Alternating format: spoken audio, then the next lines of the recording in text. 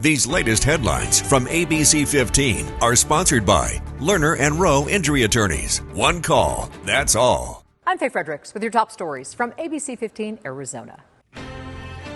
ABC15 following up after a deadly mass shooting at a Glendale restaurant Sunday. 3 people died, 5 others are wounded after shots rang out near 57th Avenue in Glendale.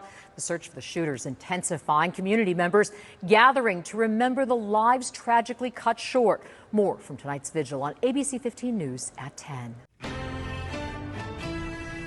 ABC15 following up tonight as a new teen violence bill makes its way to the governor's desk. Preston's law is now ready for Governor Hobbs' signature after final passage in the House. The bill, named after late East Valley teen Preston Lord, would increase the punishment for offenders in assault cases with 2 or more attackers. Those cases would then be designated as Class 4 felony aggravated assault. It's the latest in a long string of bills around the valley designed to crack down on teen violence. The ABC15 political team has more ahead at 5. As Heat Awareness Week continues, trust ABC15's Extreme Heat team to highlight state agencies and local resources designed to protect us all summer long. The Arizona Department of Health Services has launched the state's first centralized heat resource, heat.az.gov. Find critical resources like cooling centers and hydration stations near you. Tonight at 6, our Jordan Bonke takes us inside a 24/7 respite center in the heart of the valley. Real politics now. President Trump calling for tariffs on foreign films, suggesting incentives provided by other nations are damaging the film industry here and constitute a national security threat. Posting on social media, President calling for a 100% tariff on films produced outside the U.S. Exact details on when and how the tariff would be implemented are unclear.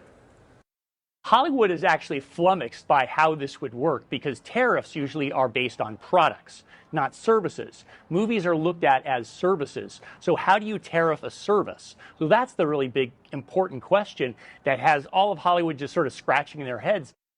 Chris Lamont, film professor at ASU, says Trump is correct that incentives cause Hollywood productions to leave the U.S., but he doesn't believe tariffs are necessarily the answer. He'd rather see some sort of federal tax exemption or rebate for domestic productions. Big story here at 3. Tomorrow is the Real ID deadline. It's been 2 decades in the making, but starting Wednesday, you'll need it or a passport to get through airport security as usual. If you don't have the proper identification, you may still be able to get through with additional screenings. We are going to process you. It might take some additional time, but we're going to do it efficiently. We are fully staffed at all locations across the country, so I don't anticipate any wait times or delays as far as you're going through the security process, but we will process you, will not be turned away. The purpose of the Real ID is to enhance security standards for identification. Congress approved it in 2005 with the rollout delayed several times. It really only is required for flying or entering federal buildings. The regular ID or driver's license will still be accepted for other uses. So how do you know if you have one? It's easy. Just check the top right corner for a yellow star. We have all the information on how to get one right now on ABC15.com.